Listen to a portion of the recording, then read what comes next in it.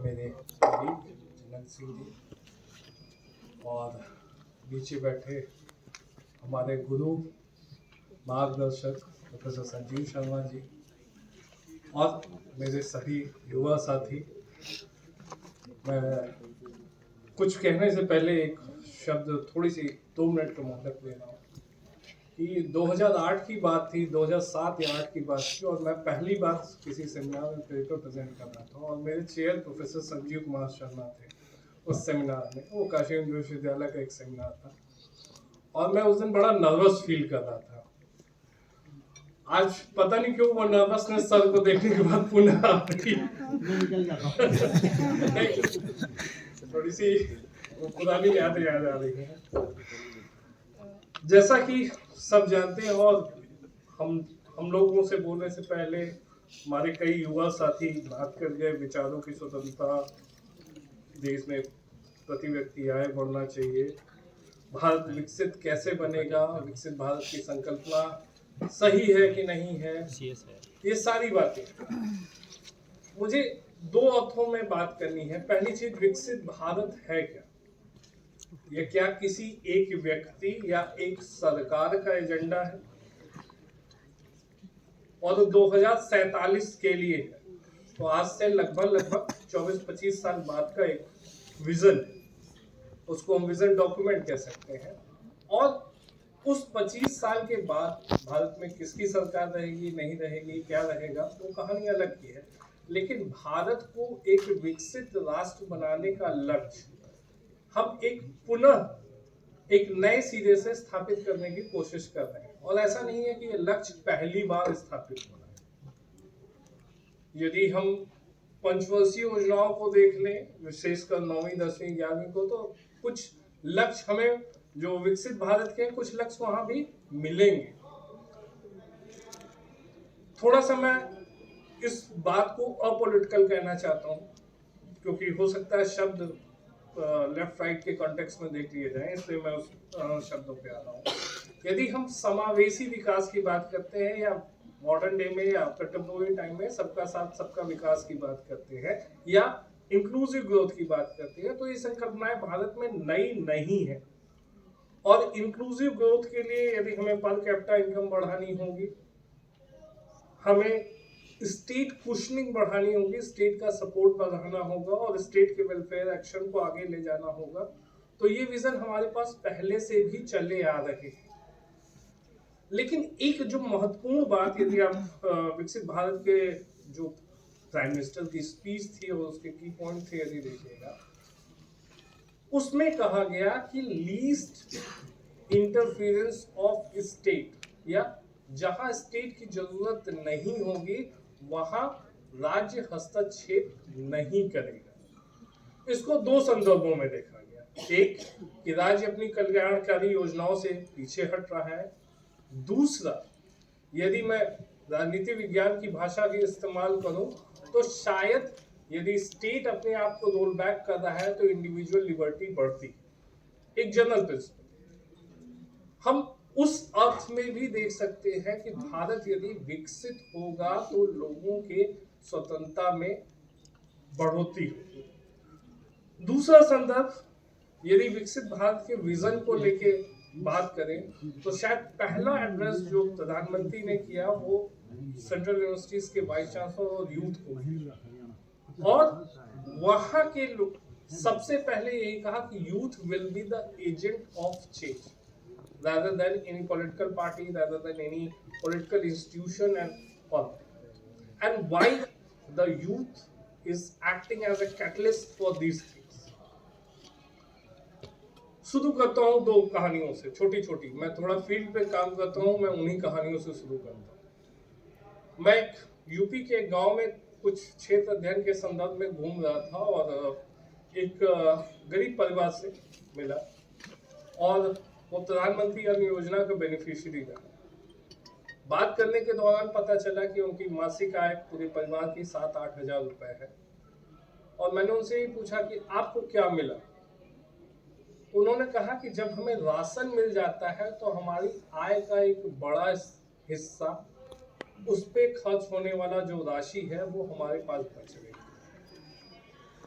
उसके बाद हम उस राशि से कुछ ऐड करते हुए, मुद्रा लोन लेते हुए, हमारे घर के बेटे ने एक ठेला स्थापित किया है जिसपे कुछ लोकल स्टफ बेचता है, और जिसके कारण हमारी आय लगभग दोगुनी ढाई गुनी है। State questioning in a positive way क्या फर्क डाल सकती है एक व्यक्ति और व्यक्ति के परिवार के जीवन में, मुझे शायद उस दिन ज्यादा समझ में आया किताबों को पढ़ने के अलावा। और यहां पे राज्य का हस्तक्षेप यदि इस तरह से चलता रहा इन अ पॉजिटिव नोट, तो निश्चित रूप से भारत उस विकसित देश के संदर्भ, विकसित में उस विजन की कल्पना सिर्फ ये नहीं है कि हम सिर्फ पर कैपिटा इनकम को इंक्रीज करेंगे, साथ ही साथ हम क्या करेंगे, स्टेट के वेलफेयरिज्म मैकेनिज्म को, एम्बिट को भी इंक्रीज करेंगे। ये वो स्टेट नहीं होगा जो अमेरिकन स्टेट में आया कि रोल बैक द स्टेट, और स्टेट को हम व्यक्तिगत कारणों से, व्यक्तिगत मामलों से दूर करते चले जाए। हम स्टेट को व्यक्ति के जीवन में एक समग्रता के रूप में ले आएंगे, और शायद ये वही भावना है जब हम we the people of India together resolve this country as India as nation, हम उस कलेक्टिव कॉन्शियसनेस की बात को लेके स्थापित करना चाहते हैं। प्रॉब्लम कहां आती है? प्रॉब्लम आती है कुछ हमारे ट्रेडिशनल चैलेंजेस है, और मैं मंच से थोड़े खुले रूप से कह रहा हूं कि हमारे देश में एक, और साइट करके कह रहा हूं, प्रताप भानु मेहता को मैं साइट करते हुए कह रहा हूं कि हमारे देश में एक निरंतर प्रोलेटरिएट क्लास की तलाश जारी है, क्योंकि यदि वो प्रोलेटरिएट क्लास नहीं मिलेगा तो हमको वो क्लास कॉन्फ्लिक्ट नहीं मिलेगा, और क्लास कॉन्फ्लिक्ट नहीं मिलेगा तो हमें मुद्दे नहीं मिलेंगे।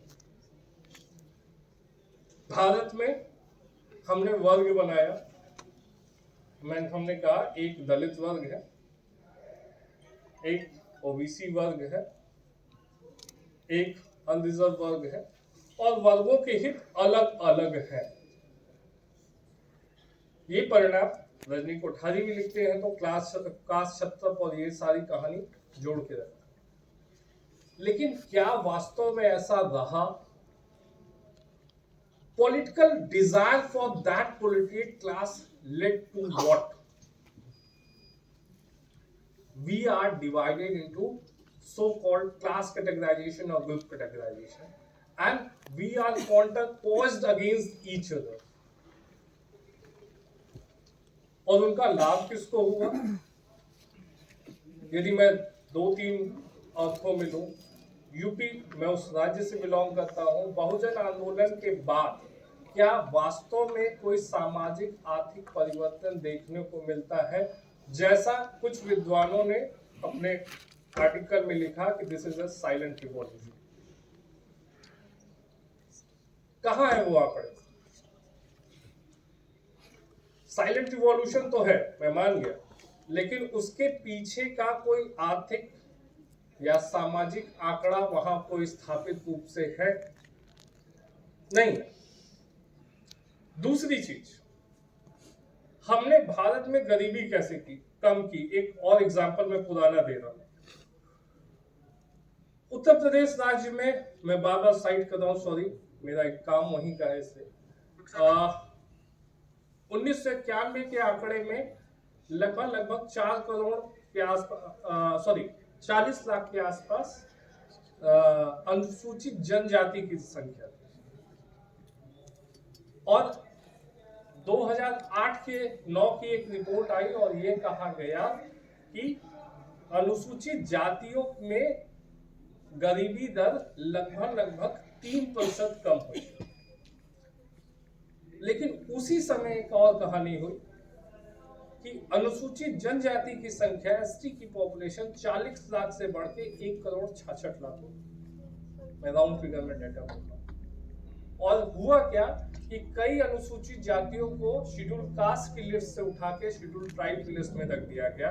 जब उनका एब्सोल्यूट पॉपुलेशन कम हुआ तो ऑब्वियसली पॉवर्टी परसेंटेज भी कम नजर आए और सरकारों ने अपनी पीठ थपथपाई। क्या इस तरह का विकास या विजन हम जो पहले से लेके आ रहे हैं, क्या उसी को स्थापित करना चाह रहे हैं? ऑब्वियस है, आंसर नहीं है। मुझे लगता है कि विकसित भारत हिगेलियन टर्म में वो आइडिया है जिसको डायलेक्टिकल वे से हमको शायद अभी और आगे बढ़ाना है, उस पर और मंथन करना है, उस पर और चर्चा करनी है। शायद मैं university of Rajasthan department of political science को स्पेशली कॉन्ग्रेचुलेट करूंगा कि उन्होंने ये विषय चुना और शुरू किया इस मंथन को, क्योंकि अभी हाल फिलहाल में ये विषय शुरू हुआ है।